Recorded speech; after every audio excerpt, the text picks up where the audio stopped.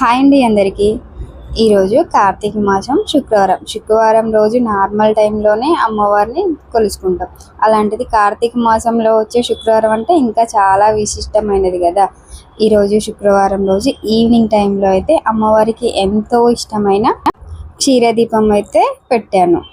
క్షీరదీపం నేను ఎలా పెట్టానంటే, ఒక ఇత్తడి ప్లేట్ తీసుకొని పసుపు రాసి బొట్లు పెట్టుకొని తమలపాకు వేసి పసుపు కుంకుమ తమలపాకు మీద వేసి మట్టి ప్రమిద తెచ్చుకున్నాను. కొత్తది మట్టి ప్రమిద చుట్టూ పసుపు కుంకుమ రాసి ఇంకా ఆవు పాలు ప్రమిదలో పోసి తర్వాత ఆవు నెయ్యి వేసుకున్నాను.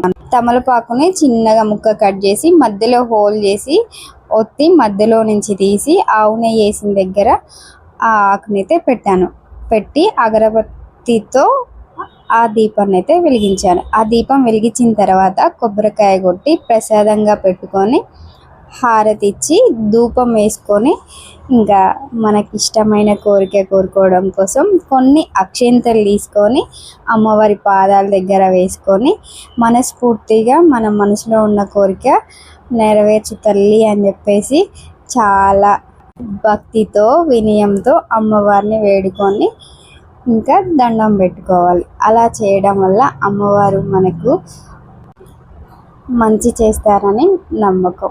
నేనైతే ఇలా పెట్టుకున్నాను, చాలా మంచిదని.